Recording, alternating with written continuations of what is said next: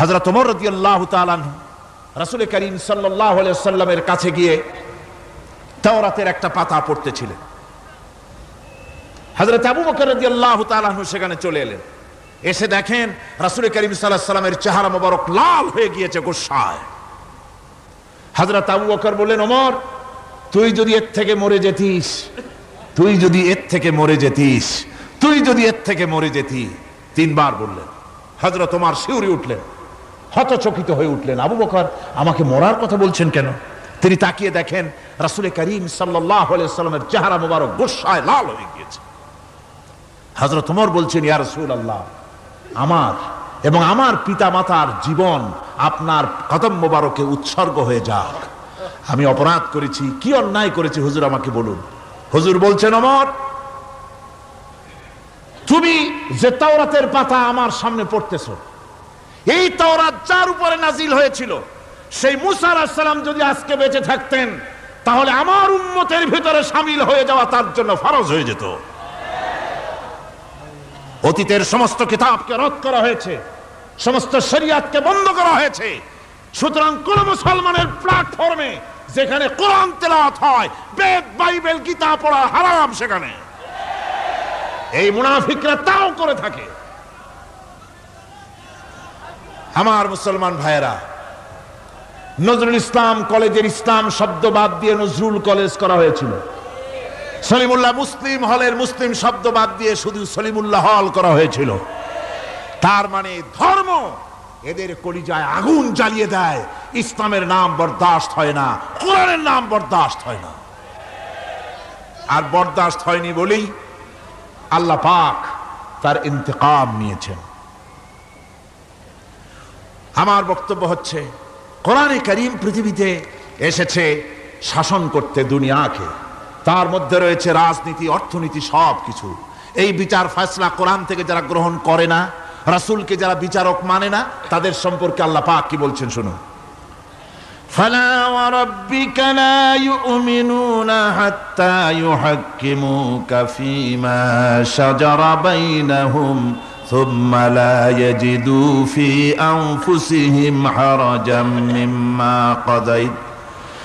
মিম্মা কাদাইতা ওয়া ইউসাল্লিমু তাসলিমা।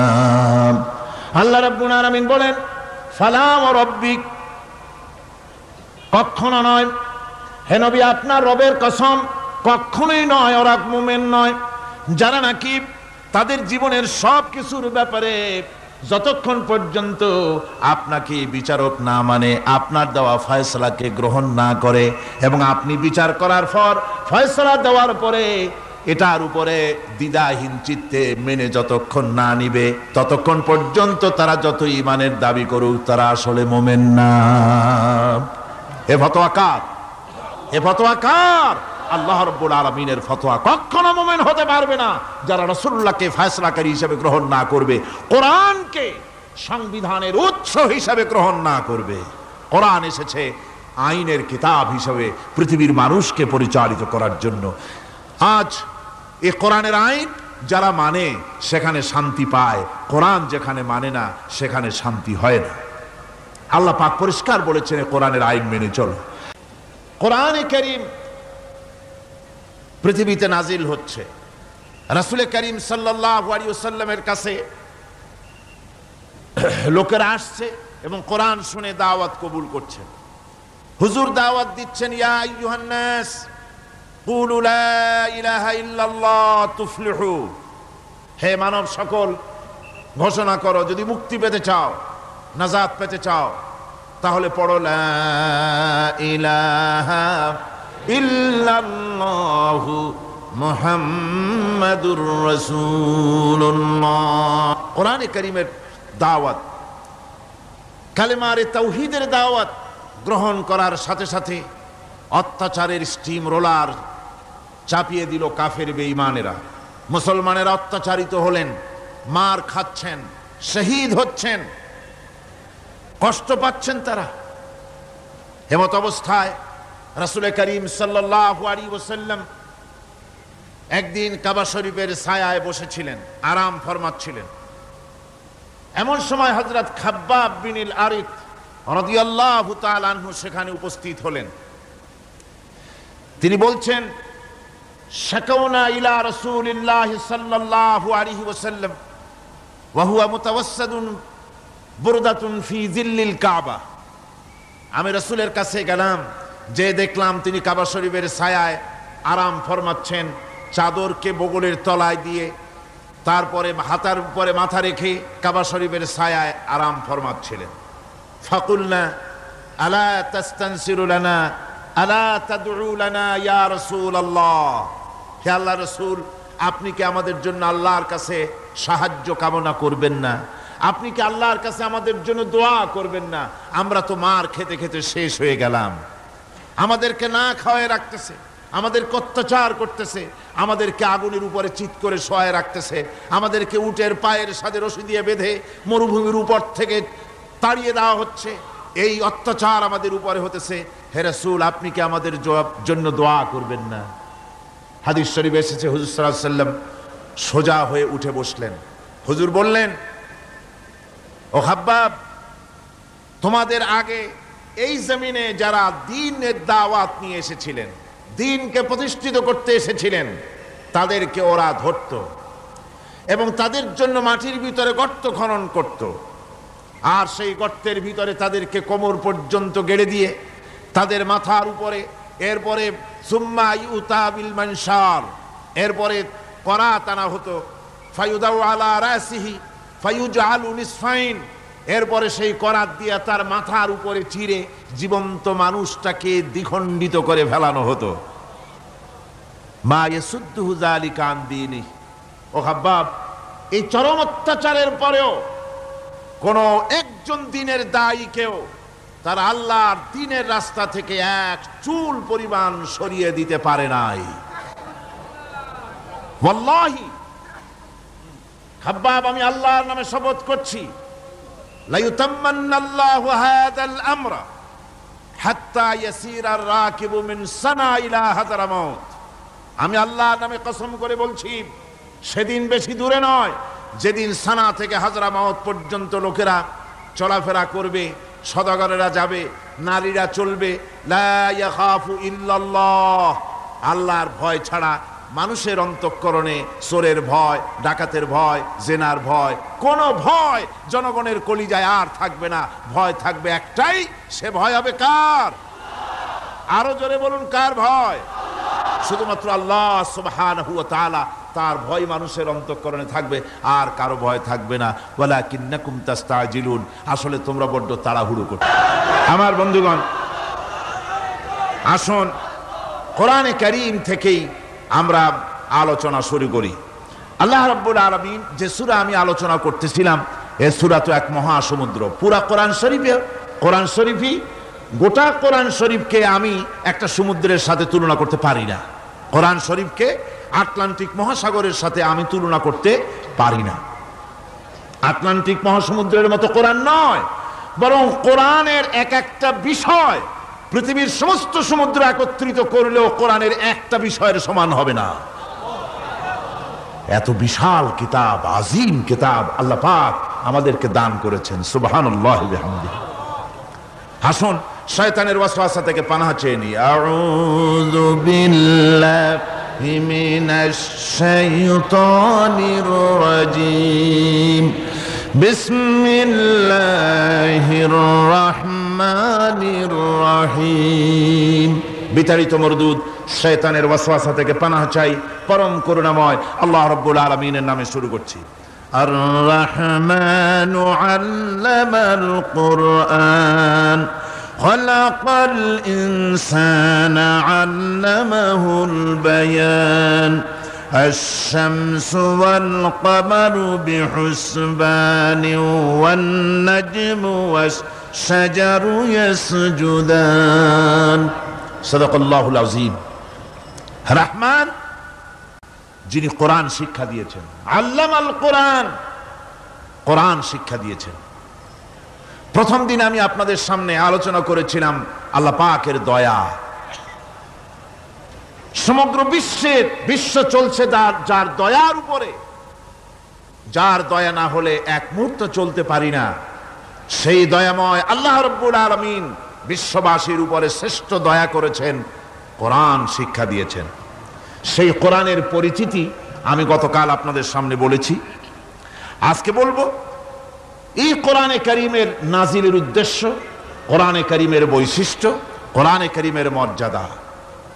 কোরআন এক বিশাল, কোরআন যেমন বিশাল তার আলোচনাও তেমন বিশাল। কোরআনে কারীমের বৈশিষ্ট্য হচ্ছে কোরআন গোটা মানব জাতির জন্য সর্বশেষ হেদায়েতের গ্রন্থ, আল্লাহর পক্ষ থেকে আর একটি বাণীও মানুষের জন্য আসবে না। আল্লাহর পক্ষ থেকে মানুষের জন্য আর কোনো বাণী আসবে? বলুন, আসবে? আল্লাহর পক্ষ থেকে মানুষের জন্য হেদায়েতের আর কোনো কথা আসবে না, এটাই শেষ কালামে রব্বানি, আখেরি কালাম কোরআনে কারীম। এরপরে আর কোনো বাণী আল্লাহর পক্ষ থেকে আসবে না। প্রচলিত অর্থে আমরা আসমানি কিতাবগুলোকে ধর্মগ্রন্থ বলি, ধর্মগ্রন্থ আমাদের দেশের লোকেরা বলে, এবং এই ধর্মগ্রন্থের আওতায় বেদ, জিন্দাবিস্তা, ত্রিপিটক, বাইবেল ইত্যাদিগুলিকে ধর্মগ্রন্থ বলা হয়। ধর্মগ্রন্থ প্রচলিত অর্থে ধর্মগ্রন্থ বলতে যা বুঝায়, কোরআনে কারীম তেমন কোন প্রচলিত অর্থে ধর্মগ্রন্থ নয়। অন্যান্য ধর্মগ্রন্থগুলি কিছু সদাচরণের কথা বলেছে, কিছু সদাচরণের কথা বলেছেন অহিংসা পরম ধর্ম, বলা হয়েছে জীব হত্যা মহাপাপ, শত্রুকে ক্ষমা করে দিও, এই জাতীয় কিছু কথাবার্তা, কিছু মিষ্টি মিষ্টি কথাবার্তা ইত্যাদি বলা হয়েছে। এবং পৃথিবী জুড়ে স্থান কাল পাত্র ভেদে তার কোনো স্থায়ী আবেদন টিকে থাকে নাই। কোরআন হচ্ছে সেই কিতাব, কোরআন হচ্ছে সেই গ্রন্থ যা প্রচলিত অর্থে ধর্মগ্রন্থ নয়, বরং কোরআন হচ্ছে একটি পূর্ণাঙ্গ জীবন বিধান, যাকে আরবিতে বলা হয় মুকাম্মাল নিজামে হায়াত, যাকে বলা হয় কমপ্লিট কোড অফ লাইফ, যাকে বলা হয় পূর্ণাঙ্গ একটি জীবন বিধান। কোরআন একমাত্র গ্রন্থ যার ভাষা এবং সাহিত্য 1400 বছর ধরে এর ভিতরে কোনো কৃত্রিমতা ঘটেনি। আরবি ভাষা এবং সাহিত্যের সর্বোৎকৃষ্ট নমুনা হিসাবে কোরআন শরীফ টিকে আছে। পৃথিবীর কত ভাষা শেষ হয়ে গিয়েছে, কত ভাষা জন্মগ্রহণ করেছে আর মরে গেছে তার ঠিক নাই। ভাষার উন্নতি যত হচ্ছে, কোরআনে কারীম সমস্ত ভাষা এবং সাহিত্যের মানকে উতরে গিয়ে এমন এক জায়গায় কোরআনের ভাষা সাহিত্য পৌঁছে গেছে যাকে স্পর্শ করা পৃথিবীর কোনো ভাষার পক্ষে সম্ভব নয়। কোরআন এক জীবিত ভাষা, জীবন্ত ভাষা কোরআন, আরবি ভাষা। পৃথিবীর অন্তত 38টি দেশের রাষ্ট্রভাষা, স্টেট ল্যাঙ্গুয়েজ আরবি ভাষা। এই আরবি ভাষা আল্লাহ পাক এই কোরআন নাজিল করেছেন, এর মজা ফুরায় না, এর সাহিত্যের মান ফুরায় না। এটা হচ্ছে কোরআনে কারীমের আরেকটি বৈশিষ্ট্য। কোরআনে কারীমের অন্যান্য বৈশিষ্ট্যের ভেতরে আরেকটি বৈশিষ্ট্য হচ্ছে যে এ কোরআনে কারীম একমাত্র কিতাব যেই কিতাবের ভেতরে রয়েছে কোরআনের অনুসারী তাদের নাম এবং কোরআনের অনুসারী তাদের ধর্মের নাম গ্রন্থের ভেতরে আছে, যা অন্য কোনো কিতাবের মধ্যে নাই। সেটা হচ্ছে আমরা যে মুসলমান তা কোথায় পেলাম? আমরা যে মুসলমান এই পরিচিতি কোথায় পেলাম? হুয়া সাম্মাকুমুল মুসলিমিন, এই মুসলমান নাম আল্লাহ কোরআন শরীফে ব্যবহার করেছেন। তিনি আমাদের নাম দিয়েছেন, আমরা মুসলমান। আমরা কি মুসলমান? আমাদের নাম এই কিতাবের মধ্যে রয়েছে। আমাদের জীবন ব্যবস্থার নাম, ধর্মের নামও ইন্নাদ-দীনা ইনদাল্লাহিল ইসলাম, ইসলামের নাম, মুসলমানের নাম কোরআনে কারীমের মধ্যে রয়েছে, যা অন্য কোন ধর্মগ্রন্থের মধ্যে নাই। হিন্দু, খ্রিস্টান, বৌদ্ধ এ সমস্ত নাম তাদের নিজেদের বানানো নাম, তাদের ধর্মগ্রন্থের ভিতরে সব নামের কোনো পাত্তা নাই। কোরআনে কারীমের আরেকটি বৈশিষ্ট্য হচ্ছে কোরআন বিশ্বের সর্বাধিক পঠিত গ্রন্থ। এত বেশি পড়া হয়েছে, এ কোরআন পড়া হচ্ছে, এত বেশি পৃথিবীর কোন বই আজ পর্যন্ত পড়া হয় নাই, আর হবেও না। কোরআনে কারীমের আরেকটি বৈশিষ্ট্য হচ্ছে এই বিশাল ধর্মগ্রন্থ, এই বিশাল জীবন ব্যবস্থা, এই বিশাল কিতাব মানুষেরা মুখস্থ করেছে। আপনি আমাকে বলেন, নিজের ভাষা নয়, নিজের মায়ের ভাষা নয়, এমন এক বিশাল কিতাব মানুষ মুখস্থ করতে পেরেছে, এর কোন নমুনা আছে দুনিয়ায়? এর কোন নমুনা আছে? মাতৃভাষা নয়, অথচ পৃথিবীর ইংরেজ হোক, উর্দুভাষী হোক, ল্যাটিন হোক, তেলুগু হোক, দাস হোক, ফ্রান্স হোক, যে কোনো ভাষা, বাংলা ভাষা হোক, সমস্ত ভাষার লোকেরা কোরআনে কারীমকে মুখস্থ করতেছে। সুবহানাল্লাহি বিহামদি। আমাদের দেশেও লক্ষ লক্ষ হাফেজে কোরআন বর্তমান রয়েছে। এটা হচ্ছে কোরআনে কারীমের আরেকটি বিরাট রকমের বৈশিষ্ট্য। কোরআনে কারীমের অফুরন্ত বৈশিষ্ট্যের ভেতরে এটাও একটি, কোরআন হচ্ছে একটি বিরাট মুজিজা। কোরআন একটি মুজিজা। কোরআন একটি কি? মুজিজা। দুনিয়ায় যত নবী আল্লাহ পাঠিয়েছেন, সমস্ত নবীদেরকে তিনটা জিনিস দিয়েছেন। কয়টা জিনিস কন্ত? তিনটা। ওয়াহি, হুসনে খুলক আর মুজিজা। একটা হচ্ছে ওহী, আরেকটা হচ্ছে উন্নত মানের চরিত্র, আরেকটা হচ্ছে কি? মুজিজা। এই মুজিজা সকল নবীকে দেওয়া হয়েছে। মুজিজা হচ্ছে সমকালীন যুগের বড় যে কোনো শক্তিকে দুর্বল করে দেয়, যে কোনো জিনিসকে দুর্বল করে দেওয়ার মতো ক্ষমতা রাখে যে জিনিস, তার নাম মুজিজা। মুসা আলাইহিস সালামের জামানায় জাদুর প্রভাব ছিল। তখন আল্লাহ রাব্বুল আলামিন মুসা আলাইহিস সালামকে একটা মুজিজা দিলেন। কি দিলেন? আল্লাহ রাব্বুল আলামিন বললেন, ওয়ামা তিলকা বিয়ামিনিকা ইয়া মুসা। মুসা, তোমার ডান হাতে ওটা কি? তিনি বললেন, এটি একটি লাঠি। আল্লাহ পাক বললেন, লাঠি তো ঠিকই, কিন্তু এর মধ্যে আরো এক ক্ষমতা আছে, তুমি জানো না, লাঠিকে ফেলে দাও। লাঠি ফেলে দিলেন, কি হয়ে গেল? হিয়া হাইয়াতুন তাসআ। বিরাট এক সাপে পরিণত হয়ে গেল। এই সাপ নিয়ে, এই লাঠি নিয়ে তিনি জাদুকরদের মোকাবেলা করলেন। জাদুকরেরা বলল, আপনি আগে দেখাবেন জাদু না আমরা দেখাবো আগে? মুসা আলাইহিস সালাম বললেন, তোমরা আগে দেখাও। তারা জাদু মন্ত্র পুত করে আশেপাশের সব জিনিসগুলিকে বাঘ, সিংহ ইত্যাদি বানিয়ে ফেললো। এগুলি ঝাঁপিয়ে পড়লো মুসা আলাইহিস সালামের উপরে। ক্ষণিক সময়ের জন্য মুসা আলাইহিস সালাম ঘাবড়ে গেলেন। আল্লাহ রাব্বুল আলামিন হযরতে মুসাকে ডেকে বললেন, মুসা রে, ভয় পাওয়ার কোনো কারণ নাই। প্রতিষ্ঠিত একটি সরকারের বিরুদ্ধে তোমাকে নামায় দিয়া ময়দানে তোমাকে আমি একা ছেড়ে দেই নাই। আমি আল্লাহ রাব্বুল আলামিন তোমার সাথে আছি। হাতের লাঠি ছেড়ে দাও। মুসা আলাইহিস সালাম লাঠি ছেড়ে দিলেন। লাঠি সাপ হয়ে গেল। হা করলো। জাদুকরদের তৈরি করা সমস্ত বাঘ, সিংহ, সাপ মুসা আলাইহিস সালামের লাঠি মার্কা সাপের পেটের মধ্যে গিয়া ঢুকলো। জাদুকরেরা মনে করলো, আমরা যা দেখালাম তা তো জাদু। নিঃসন্দেহে মুসা আলাইহিস সালাম যা দেখালেন তা নিঃসন্দেহে জাদু নয়, কারণ জাদু তো খেয়ে ফেলে দিয়েছে। কাজী জাদু যে জিনিসে খায় সেটা তো জাদু না, সেটা জাদুর বাবা অথবা দাদা। এটা ছিল মুসা আলাইহিস সালামের মুজিজা। আল্লাহর নবী বলেন, তোমাদের মধ্যে সর্বোত্তম ব্যক্তি সেই, তোমাদের ভিতরে ভালো ব্যক্তি, উত্তম ব্যক্তি সেই যে ব্যক্তি নিজে কোরআন শেখে আর অন্যকে শেখায়। কোরআন যে শেখে আর অন্যকে যে শিখায়, সেই ব্যক্তি হলো তোমাদের মধ্যে সর্বোত্তম ব্যক্তি, ভালো ব্যক্তি। সুবহানাল্লাহ পড়েন। কোরআনে কারীমের এই মর্যাদা সম্পর্কে রাসূল কারীম সাল্লাল্লাহু আলাইহি সাল্লাম বলেছেন, দুই ব্যক্তিকে, দুই শ্রেণীর লোককে ঈর্ষা করা যায়। অমুকে বিরাট বাড়ি করেছে, সে বাড়ি দেখে হিংসা হয়, আমি ওরকম বাড়ি করব, অমুকের মতো নেতা হব, অমুকের মতো বড় লোক হতে হবে। পরশ্রী কাতরতা অথবা ঈর্ষা করা, এরকমের ঈর্ষা করা জায়েজ নাই। রাসূলুল্লাহ বলেছেন, দুই ব্যক্তির সঙ্গে ঈর্ষা করা যায়। আন ইবনে ওমর রাদিয়াল্লাহু তাআলা আনহু আন্নাহু قال قال رسول الله صلى الله عليه وسلم لا حسد الا على الاثنين। দুই ব্যক্তি ছাড়া অন্য কারো সাথে হিংসা করা যায় না, রিস্ক করা যায় না। কোন কোন ব্যক্তি?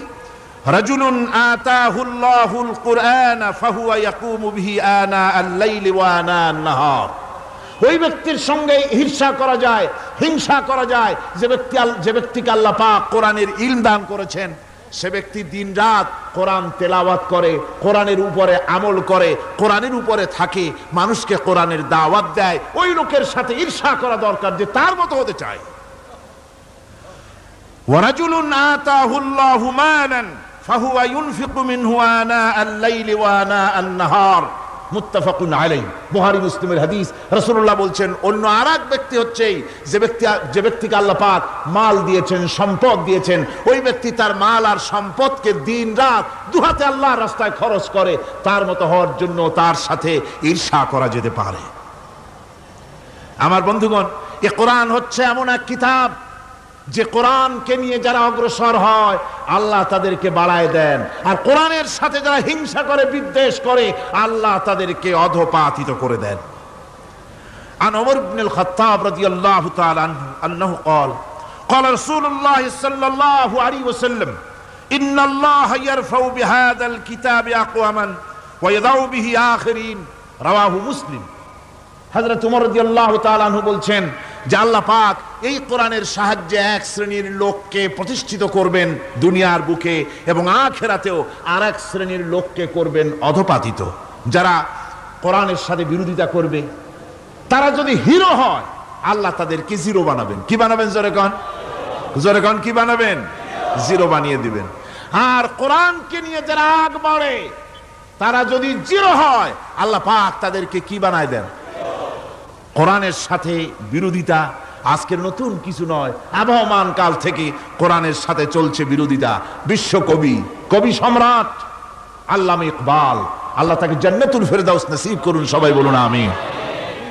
আল্লামা ইকবাল বলেছেন, সতীজা কর রহা হ্যায় আসল সে তাইমরোজ, সতীজা কর রহা হ্যায় আসল সে তাইমরোজ, চরাগে মুস্তফা বি সে শরারে বুলহবিস। মুহাম্মদ সাল্লাল্লাহু আলাইহি ওয়াসাল্লামের দীপ শিখার সাথে, আল্লাহর দ্বীনের সাথে আবু জাহাল, আবু লাহাবের অগ্নিস্ফুলিঙ্গের সংঘর্ষ আবহমান কাল থেকে লেগে এসেছে। কিন্তু ওদের এই অগ্নিস্ফুলিঙ্গের টক্কর লেগে মুহাম্মদ সাল্লাল্লাহু আলাইহি ওয়াসাল্লামের টিম টিম করে জ্বলে ওঠা এই প্রদীপটি প্রচন্ড ঝড়ো হাওয়ার মুখে, টর্নেডো আর গর্কির মুখে নিভে যায়নি, জ্বলছে, জ্বলবে কিয়ামত পর্যন্ত। এটাকে নিভাবার ক্ষমতা বিশ্বের কোনো মানুষের নাই। ফু দিয়ে কেউ যদি নিভাতে চায়, চেহারা শুদ্ধ, মাথা শুদ্ধ, পুড়ে ছাই হয়ে যাবে, কোরআনের আলোকে নির্বাপিত করতে পারবে না।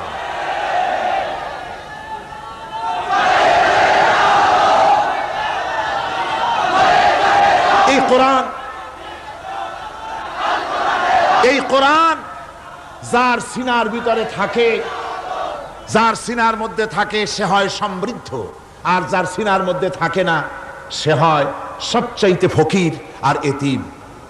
আল্লাহর নবী বলেছেন, ইন্নাল্লাযী লাইসা ফী জাওফিহি শাইউম মিনাল কুরআনি কাল বাইতিল খারিব। যেই দেহের ভিতরে কোরআন নাই, যেই দেহের ভিতরে, যেই সিনার ভিতরে কোরআন নাই, ওই মানুষটা হতেছে একটা সাড়া বাড়ির মতো, একটা উজাড় বাড়ির মতো, বিরান বাড়ির মতো। বিরান বাড়িতে কি থাকে? সাড়া বাড়িতে কি থাকে? কি কয়? না না, ভূত কিসের? খামোখাই ভয় পান আপনারা। ভূত বলে কিছু নাই। হ্যাঁ, শয়তান থাকে, জিন থাকে, তারপরে ওর মধ্যে আর কি থাকে? উতুম পেঁচা থাকে, ইঁদুর থাকে, তেলাপোকা থাকে, উই পোকা থাকে, বাঁদর থাকে, উল্লুক থাকে, সাপ থাকে। রাসূলুল্লাহর কথা দেখেন, কি সুন্দর কথা, সুবহানাল্লাহ, সুবহানাল্লাহ। যে দেহের ভিতরে কোরআন নাই, সারা বাড়িতে যা থাকে, পুরো বাড়িতে যা থাকে, বিরান বাড়িতে যা থাকে, যে দেহে কোরআন নাই সেই দেহের মধ্যে তাই থাকে। আজ দেখুন বাংলাদেশের শিক্ষাঙ্গনে, কলেজ ইউনিভার্সিটি গুলিতে কোরআন পড়ানো হয় না, বলেন ঠিক কিনা? আমাদের বিশ্ববিদ্যালয়গুলিতে কোরআন পড়ানো হয়, তাফসীর পড়ানো হয়, হাদিস পড়ানো হয়, হয় না। হাদিস, কোরআন, আল্লাহর কালাম পড়ানো হয় না বলে অবস্থা কি হয়েছে? হাদিস থেকে মিলায় নেন, ইন্নাল্লাযী লাইসা ফি জাওফিহি শাইয়ুম মিনাল কুরআনি কাল বাইতিল খারিব। কোরআন নাই তো সারা বাড়ি, কোরআন নাই তো কি আছে? যে ঘরের মধ্যে মানুষ নাই, উল্লুক থাকে, ভাল্লুক থাকে, শয়তান থাকে, তেলাপোকা থাকে, সারপোকা থাকে, হিংস্র প্রাণী ভরপুর থাকে। যে শিক্ষা প্রতিষ্ঠানে কোরআন পড়ানো হয় না, সেখানেও সন্ত্রাসীরা বাস করতে পারে, ভালো মানুষ টিকতে পারে না। আমি বলি না যে আপনারা কলেজ ইউনিভার্সিটিতে ছেলেদের পড়তে দিবেন না, আমি তা বলি না। তারা কলেজ ইউনিভার্সিটিতে বিলক্ষণ পড়াশোনা করুক, কিন্তু তাদেরকে কোরআন শরীফ শিখান। লক্ষ লক্ষ টাকা খরচ করলেন ছেলের পেছনে, কিন্তু কোরআন শিখালেন না। আপনি মরে গেলে আপনার জানাজাটা পড়বে, এ তৌফিকও সে পেল না। জানাজার ইমামতি তো দূরের কথা, জানাজার নিয়ত জানে না, পাক পবিত্রতা জানে না। বাপ মরে গেছে, সে তখন ছিল মার্কেটে, শুনলো বাপ মরছে, তাড়াতাড়ি জানাজায় শরীক হতে হবে। প্যান্টও পাক নাই, যেহেতু পেশাবের যখন বেগ এসেছিল দেওয়ালের পাশে দাঁড়াইয়া কাম সারছে, দোয়া মোছার কাম নাই, মাথায় টুপি নাই, নাক মোছা রুমাল ছিল পকেটে, রুমালটা মাথায় দিয়া দাঁড়ায় গেল। আল্লাহু আকবার। বাপের কপালে যা আছে তাই হোক। তারপরে বাপ মরে গেছে, কান্না শুরু করেছে। যেদিন মরছে সেদিন কানতেছে, পরের দিনও একটু মুখ মলিন কান্দে। নাম বল্টু মিয়া। তার আবার এক বন্ধু আছে, তার নাম শান্টু মিয়া। শান্টু মিয়া বলছে, মিয়া বল্টু কান্দো কেন? কয় বাপ মরে গেছে। কয় এগুলো বাঁচে নাকি? এগুলো মরিই যায়, আমার একটা ছিল ওটাও মরছে। চিরকাল কারো বাপ থাকে না, সুতরাং এত মন খারাপ কেন? আসো, ইন্ডিয়া থেকে ভালো একটা বই আসছে, সেইটা দেখে এত আনন্দ পাবে। বাপ তো বাপ, 14 গোষ্ঠী মরলেও মনের দুঃখ মুছে যাবে। এরপরে বাড়ি এনে তাকে সিনেমার ছবি দেখানো হলো। ছবি সে দেখলো, ফেরার সময় বাপের কবরের কাছ থেকে যাওয়ার সময় দাঁড়িয়ে গেল ক্ষণিকের জন্য। আহারে বাপ, বিদায় হয়ে গেলা, কি দেব তোমারে? কিছু তো নাই আমার কাছে, তাই সারা রাত ধরে যা কিছু দেখলাম এগুলি তোমার আমল নামায় দিয়ে গেলাম। জোরে কর নাউজুবিল্লাহ। আমি সমস্ত পিতাদেরকে বলতে চাই, সন্তানদেরকে কোরআন শিখান, কাজে লাগবে। কোরআন শিখালে কাজে লাগবে। কোরআন শরীফ মুখস্থ করে, বেশি করে মুখস্থ করেন কোরআনে কারীম, আপনার ফায়দা হবে। হযরত ওমর রাদিয়াল্লাহু তাআলা আনহু বর্ণনা করছেন যে রাসূল কারীম সাল্লাল্লাহু আলাইহি ওয়াসাল্লাম বলেছেন, ইউকালু লিসাহিবিল কুরআনি ইকরা ওয়ারাত্তিল কামা কুনতা তুরাত্তিলু ফিদ দুনিয়া। কিয়ামতের দিন জান্নাতীদেরকে, বেহেশতীদেরকে আল্লাহ রাব্বুল আলামিন বলবেন, কোরআন শরীফ তেলাওয়াত করো আর উপরের দিকে উঠতে থাকো। কোরআনে যেভাবে দুনিয়ার বুকে কোরআনে কারীম তুমি মুখস্থ করেছিলে, ধীরে ধীরে তেলাওয়াত করতে, ওইভাবে ধীরে ধীরে কোরআন তেলাওয়াত করো আর উপরের দিকে উঠতে থাকো।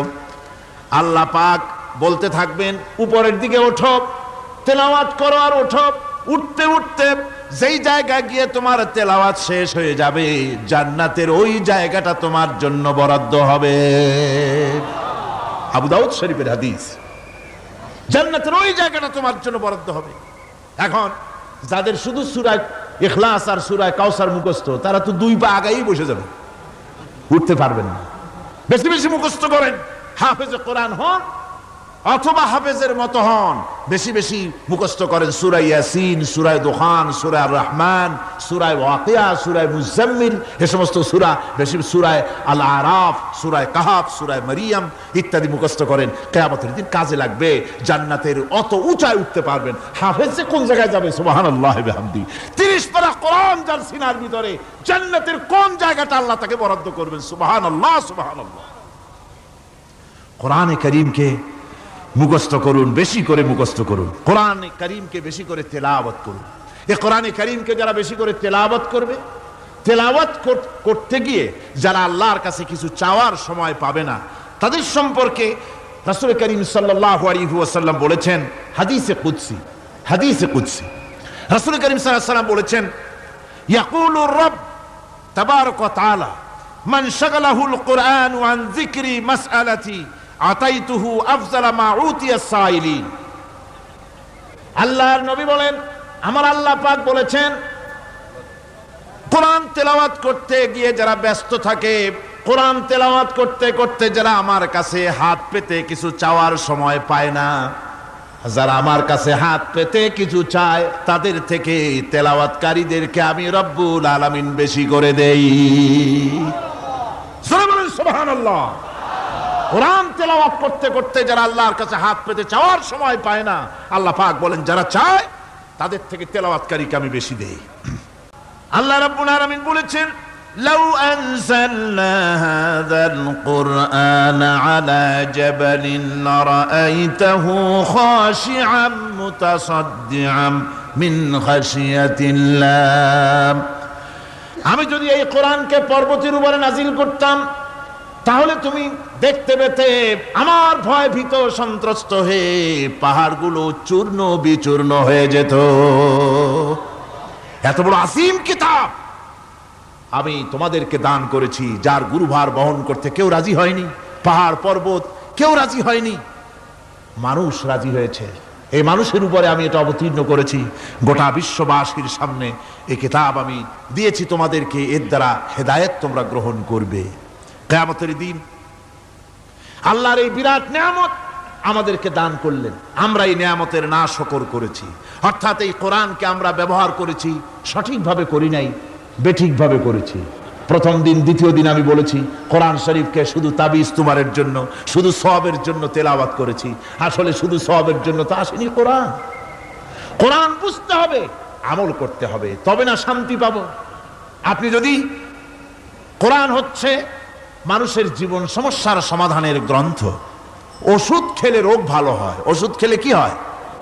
কেউ যদি সকাল বেলায় তসবিহ হাতে নিয়ে 500 বার পড়ে ওষুধ ওষুধ ওষুধ, 500 বার পড়লো, রোগ কি ভালো হবে? বরং রোগ আরো বাড়তে পারে চিল্লাইতে চিল্লাইতে।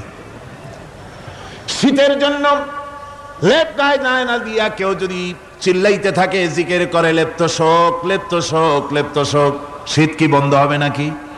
পানির পিপাসায় ছটফট করে মানুষ যদি চিল্লায় পানি পানি পানি পানি পানি, পানির পিপাসা আরো বাড়বে। তাহলে কি বোঝা গেল? পিপাসা লাগলে পানি পান করতে হবে, শীত লাগলে কম্বলটা গায়ে দিতে হবে, রোগ হলে ওষুধটা খেতে হবে, তাহলে সব সমস্যার সমাধান হবে। অনুরূপভাবে আমরা শুধু কোরআনে কারীমকে তেলাওয়াত করি সওয়াবের নিয়তে, তার হুকুমগুলি জীবনের উপরে আমল করি না বলে আজকের জীবন আমাদের বিপর্যস্ত হয়েছে। ব্যক্তিতে, পরিবারে, রাষ্ট্রে শান্তি নাই, কোথাও শান্তি নাই এই কারণে। আর কিয়ামতের দিন রাসূল আসামি করবেন তাদেরকে যারা কোরআন অমান্য করেছে। রাসূল হবেন বাদী। বাদী হবেন কে? যারা বলেন কে বাদী হবেন? রাসূল। আসামি হবে কারা? যারা কোরআন ছেড়ে দিয়েছে। আল্লাহ রাব্বুল আলামিন বলেন, وقال الرسول يا رب إن قومي اتخذوا هذا القرآن مهجورا। কিয়ামতের দিন রাসূল আল্লাহর দরবারে ফরিয়াদ করবেন, আয় আমার রব, আয় আমার আল্লাহ তাআলা, এই সমস্ত লোকগুলি তোমার কালামকে, তোমার কোরআনকে অপ্রয়োজনীয় জিনিস বলে তারা পরিত্যাগ করেছিল। আমার বন্ধুগণ, কিয়ামতের দিন যখন এরা উপস্থিত হবে আল্লাহর দরবারে, আল্লাহ রাব্বুল আলামিন কোরআনের সাথে যারা ঠাট্টা করেছে, বিদ্রূপ করেছে, কোরআনের আইনকে নিয়ে যারা ঠাট্টা বিদ্রূপ মজাক উড়াইছে, কিয়ামতের দিন তাদেরকে বলা হবে ওয়াকিলাল ইয়াউমা নানসাকুম কামা নাসিতুম লিকা ইয়াউমিকুম হাদা। কিয়ামতের দিন আল্লাহ রাব্বুল আলামিন কোরআনের ঠাট্টাকারী, কোরআনের বিদ্রূপকারী, কোরআনের আইনের অমান্যকারীদেরকে বলবেন আমি আজকে তোমাদের ভুলে গেলাম, যেমন করে তোমরা এই দিনে আমার সঙ্গে সাক্ষাৎকারের কথা ভুলে গিয়েছিলে। তোমরা যেমন আমার আজকের এই কিয়ামতের দিনের কথা যারা ভুলে গিয়েছিলে, আজকে আমিও তোমাদেরকে ভুলে গেলাম। এরপরে কি হবে? ওয়ামাওয়াকুমুন নার ওয়া মা লাকুম মিন নাসিরিন। আল্লাহ পাক বলেন এরপরে এদের জায়গা হবে জাহান্নাম, আর এদের সাহায্যকারীও কেউ থাকবে না, জাহান্নামে চিরকাল থাকতে হবে। এটা এই জন্য যে তারা আল্লাহর কোরআনের সঙ্গে ঠাট্টা করেছে, বিদ্রুপ করেছে, কোরআনের আইন মানে নাই, কোরআনের আইনকে অমান্য করে চলেছে, এই জন্য কিয়ামতের দিন আল্লাহ রাব্বুল আলামিন তাদেরকে শাস্তি প্রদান করবেন। কোরআন পৃথিবীর বুকে আল্লাহ নাজিল করেছেন, শুধু তেলাওয়াত করবেন ঝুলে ঝুলে, এজন্য নয়। কি জন্য নাজিল হলো? এবার উদ্দেশ্য শুনুন। আল্লাহ পাক বলেন আর রহমান আল্লামাল কুরআন। আল্লাহ রাব্বুল আলামিন তিনি হলেন এমন দয়াবান, এমন রহমান, যিনি কোরআন শিখালেন। কি কারণে শিখালেন? কোরআন নাজিলের উদ্দেশ্য কি? আল্লাহ পাক বলেন ইন্না আনজালনা ইলাইকাল কিতাবা বিল হাক্কি লিতাহকুমা বাইনান নাসি বিমা আরাকাল্লাহ। আল্লাহ পাক বলেন এই কিতাব আমি আপনার প্রতি অবতীর্ণ করেছি এই জন্যে যাতে করে আপনি আল্লাহর প্রদর্শিত এই বিধান অনুযায়ী মানুষের উপরে বিচার ফয়সালা করতে পারেন। মানুষের উপরে আইন চলবে আল্লাহ। কার আইন? জোরে বলেন কার আইন? কুল ইয়া আইয়ুহান নাসু ক্বাদ জাআকুমুল হাক্কু মির রাব্বিকুম। আল্লাহ পাক বলেন নবী আপনি বলে দেন, আপনি বলুন হে মানব সকল, আল্লাহর পক্ষ থেকে তোমাদের জন্য মহাসত্য এসেছে, এই মহাসত্য যদি অনুসরণ করো তোমাদের জন্য কল্যাণকর হবে। ওমান দাল্লা ফাইন্নামা ইয়াদুল্লু আলাইহা। আর যদি কোরআনকে অমান্য করো, আল্লাহর কিতাবকে অমান্য করো, তাহলে তোমাদের জন্য অকল্যাণ হবে। আজ আপনারা বলেন আল্লাহর কিতাবের আইন কি আমাদের দেশে চলে? কোরআনের আইন কি চলে? চলে না। কোরআনের আইন চলে না। আমরা কি খুব শান্তিতে আছি? খুব আরামে আছি? শ্রমিকরা তাদের শ্রমের মূল্য পায়, কৃষক তার উৎপাদিত পণ্যের সঠিক দাম পায়, নারী তার সতীত্বের মর্যাদা পায়, জনগণ কি আরামে ঘুমাতে পারে? না, জনগণ রীতিমতো দুবেলা পেট পুরে সমস্ত জনগণ খেতে পারে। এর একমাত্র কারণ হচ্ছে কোরআনের আইনকে অমান্য করা হয়েছে। ভালো করে কান পেতে শুনুন। আল্লাহ রাব্বুল আলামিন কোরআনে কারীমের মধ্যে পরিষ্কার করে বলেছেন ওয়ামান লাম ইয়াহকুম বিমা আনজালাল্লাহু ফাউলাইকা হুমুল কাফিরুন। যারা নাকি আমার দেওয়া বিধান অনুযায়ী, কোরআন অনুযায়ী যারা বিচার ফয়সালা করে না, ফাউলাইকা হুমুল কাফিরুন, ফাউলাইকা হুমুজ জালিমুন, ফাউলাইকা হুমুল ফাসিকুন। যারা আমার দেওয়া বিধান অনুযায়ী বিচার ফয়সালা করে না তারা কাফির, তারা জালিম, তারা ফাসিক। সুতরাং এর ভিতরে এই জুলমের মধ্যে জালিমদের অন্তর্গত, ফাসিকদের অন্তর্গত হয়ে বাংলাদেশের বহু মুসলমান, পৃথিবীর বহু এলাকার মুসলমান এর মধ্যে লিপ্ত হয়ে আছে। কোরআনের আইন চালু না করলে পরে, কোরআনের আইন না মানলে পরে জালিম হতে হবে, কাফির হতে হবে, ফাসিক হতে হবে। অর্থাৎ যতখানি না মানবেন ততখানি এই বিশেষণে বিভূষিত হতে হবে। এক শ্রেণীর লোক আছে যারা বলে বেড়ান ধর্ম আর রাজনীতি আলাদা।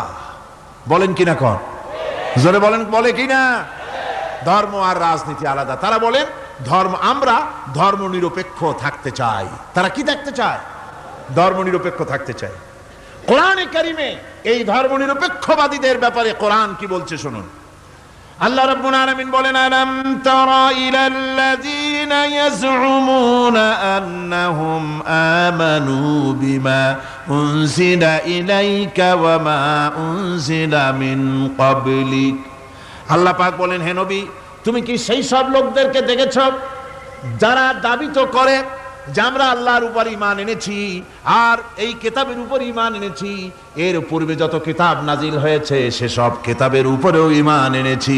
ধর্মনিরপেক্ষবাদীরা তারা তো বলে না যে আল্লাহ মানি না, কোরআন মানি না, একথা বলে না, ওটা বলে না। কি বলে? সেই বলা কথাটাই আল্লাহ এখানে অনেক আগে বলে রেখেছেন। ওরা বলে যে আমরা অবশ্যই আল্লাহকে মানি, আল্লাহর কিতাব মানি, এর পূর্বে যত কিতাব নাজিল হয়েছে সেগুলোও মানি, তবে ইউরিদুনা আইয়াতাহাকামু ইলাত তাগুত, তারা চায় তাদের জীবনের সমস্ত সমাধান সমস্যার জন্য তাগুতের কাছে যেতে চায়। তাগুতকে, আল্লাহকে বাদ দিয়ে তারা যেতে চায় কোথায়? তাগুতের কাছে। জোরে বলেন কিসের কাছে যেতে চায়? তাগুতের কাছে। তাগুত বলে কারে? তাগুত বলা হয় যে নিজে আল্লাহর আইন মানে না এবং অপরকেও আল্লাহর আইন অমান্য করতে বাধ্য করে, তাকে বলা হয় তাগুত। ওরা বলে ধর্ম আর রাজনীতি আলাদা। কোরআন মানি কিন্তু কোরআনের আইন মানি না। ওরা কোরআন মানে ঠিকই, বলে যে কোরআন মানি, কিন্তু কোরআনের আইন মানে। তাহলে এ মানি বলার অর্থটা কি? এর মূল্যটা কোথায়? কোরআন যদি মানো তো কোরআন বলেছে সুদ খেও না, আমাদের দেশে সুদ চলছে না। কোরআন বলেছে বিবিকে পর্দায় রাখো, পর্দায় কি রাখা হচ্ছে? কোরআন বলেছে ওজনে কম দিও না, তা কি মানা হচ্ছে? কোরআন বলেছে আমার আইন দিয়ে দেশ শাসন করো, তা কি করা হচ্ছে? সুতরাং ধর্মনিরপেক্ষ মতবাদ যেটা, এই মতবাদটা কোরআনের দৃষ্টিতে কুফরি মতবাদ। ধর্মনিরপেক্ষ মতবাদ কি? জোরে বলেন, ধর্মনিরপেক্ষ মতবাদ কি? কোন মুসলমান, যে ব্যক্তি নিজেকে মুসলমান বলে দাবি করে, ধর্মনিরপেক্ষ মতবাদ সে বিশ্বাস করতে পারে না। জায়েজ নাই, হারাম। আফাতুমিনুনা বিবাদিল কিতাব ওয়া তাকফুরুনা বিবাদ। তোমরা কোরআনের কিছু অংশকে মেনে নিবে আর কিছু অংশকে করবে অস্বীকার। এটা যদি করো দুনিয়ার জীবনে পাবে দুনিয়ার জীবনে জিল্লতি আসবে, লাঞ্ছনা আসবে, আর কিয়ামতে পাবে জাহান্নামের শাস্তি। সুতরাং ধর্মনিরপেক্ষ মতবাদের অর্থ তারা বলে যে ধর্মহীনতা নয়, আসলে কিন্তু ধর্মনিরপেক্ষ মতবাদের অর্থই হলো ধর্মহীনতা। কোরআনের মধ্যে আয়াত সংখ্যা কত? ৬,৬৬৬। এটা ঠিক না, কিছু কম আছে, ৬,০০০ কয়েক শত। ভালো করে গুনে দেখা দরকার। তো এই যে আয়াতে কারিমা যেগুলি রয়েছে, এর মধ্যে মাত্র ৫০০ আয়াত হচ্ছে হুকমে শরঈ। ভালো করে শুনুন, ৫০০ আয়াত আদেশ এবং নিষেধ জাতীয়। এটা করো, ওটা করো না, এটা হালাল, ওটা হারাম, এ হলো ৫০০। তো এই যদি ৫০০ হয়, তাহলে বাকি ৬,০০০ কি?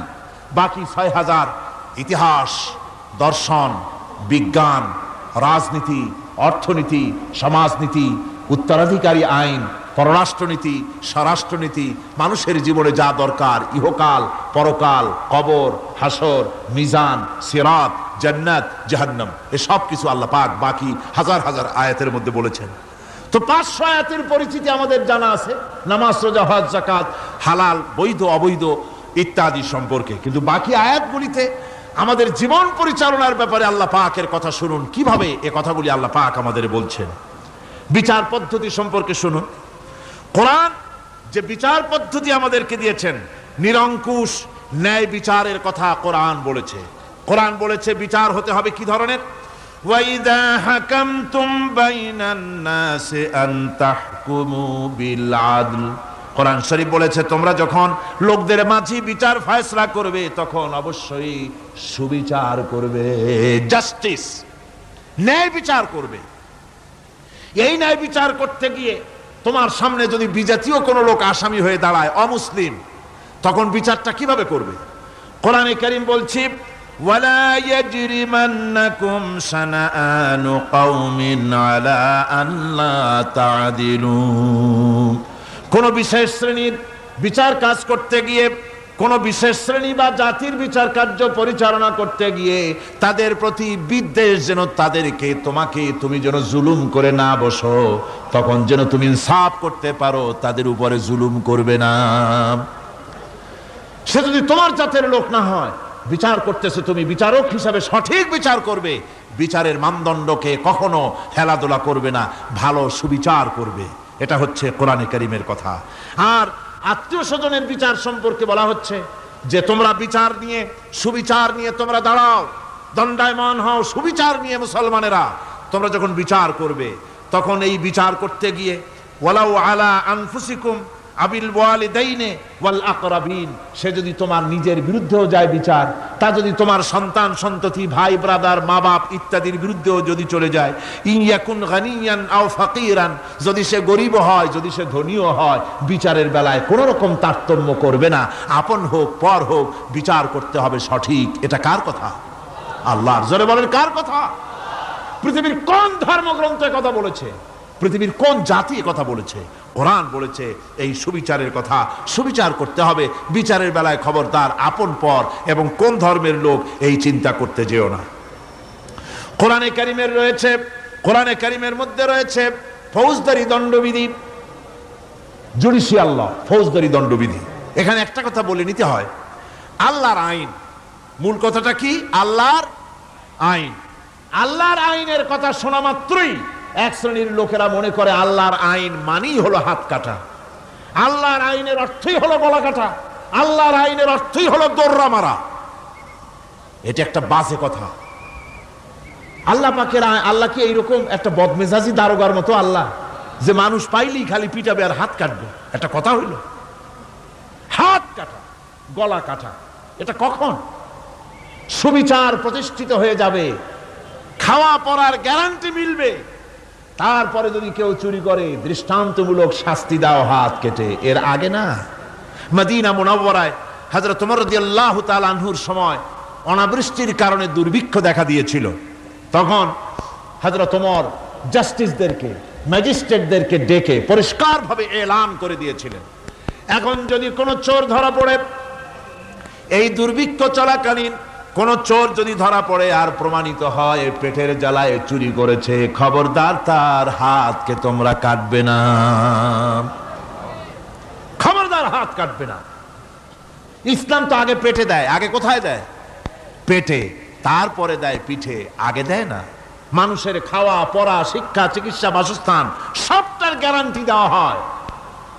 মদিনায় যখন এই গ্যারান্টি এসে গেল, চোরের হাত কাটা আইন মক্কায় নাজিল হয় নাই, নাজিল হয়েছে মদিনা মুনাওয়ারায় রাসূলের মদনী জিন্দেগিতে। কোন সময়? যখন রাসূলুল্লাহ প্রেসিডেন্ট। রাসূলুল্লাহ কি? জোরে কোন? রাসূলুল্লাহ কি? রাষ্ট্রপতি। সেই সময় মানুষ দরজা খুলে ঘুমাবার সুযোগ পেল, খাওয়া পড়া, শিক্ষা, চিকিৎসা, বাসস্থানের গ্যারান্টি পেল। এই সময় আল্লাহ রাব্বুল আলামিন তিনি যখন দেখলেন ইসলামী সমাজ ব্যবস্থা কোরআনের আইনের মাধ্যমে মানুষ সব রকমের নিরাপত্তা লাভ করেছে, পেটের সমস্যার সমাধান হয়ে গেছে, তখন আল্লাহ আইন জারি করলেন, আস-সারিকু ওয়াস-সারিকাতু ফাকতাউ আইদিয়াহুমা। চোর পুরুষ হোক আর নারী হোক, উভয়ের হাত কেটে দাও। পুরুষ হোক আর নারী হোক, এখন উভয়ের হাত কেটে দাও।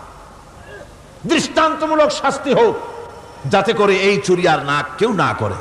পেটে খাবার আছে, চাকরি আছে, ওষুধ আছে, শিক্ষা আছে, থাকার মতো জায়গা আছে, এখন চুরি করো কেন? তাহলে বোঝা যাবে এটা নেশায় পরিণত হয়েছে। কি হয়েছে? নেশা। তখন তো আর চোরেকে বসায় সেলুট মারা আর যাবে না, এখন হাতটা কাটিয়া একটা শাস্তি দিয়ে দাও। আমাদের দেশে কিন্তু চোরের হাত কাটা আইনের ব্যাপারে কোন চোরেরা আজ পর্যন্ত মিছিল করে না। বাংলাদেশের কোন ছোট ছোট চোর, যেমন তাল চোর, বেল চোর, কচু চোর, ছাতি চোর, জুতা চোর, আরো যত ছোট ছোট চোর, এই সব চোরেরা কি কোনোদিন মিছিল করেছে যে চোরের হাত কাটা আইন মানি না, মানবো না? বলেছে কেউ? বলে। কিন্তু এই আইনের বিরুদ্ধে সোচ্চার কারা? কোন চোরেরা? নিশ্চয়ই ছোট চোরেরা না, বড় চোরেরা।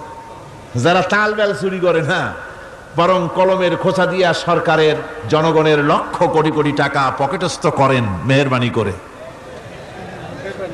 ওই সব। তারা মনে করেন যদি এই আইন চালু হয়ে যায় তাহলে তালচোর বেলচোরের তো কোনো ক্ষতি নাই, ইসলামী রাষ্ট্র চালু হলে পরে তো সকলের পেটে ভাত আসবে, ওই তাল বেল আর চুরি করা লাগবে না, তাদের তো সুবিধা। কিন্তু মুসিবতটা তো আমাদের হবে। বেশি খাইয়া খাইয়া জিহ্বা পুরু হয়ে গেছে, এখন ওই বেশি খাইতে না পারলে বদভ্যাস চালু হয়ে যাবে, চুরি করতে যখন যাইবে তখন এই আইন তো বিসমিল্লাহ হবে আমাদের দিয়া। এই জন্য ওনারাই বিরোধিতা করেন চরম ভাবে। আমার বন্ধুগণ, কোরআনের আইন বন্ধ করার ক্ষমতা কারো নাই। এই আইন চালু হলে পরেই শান্তি আসবে।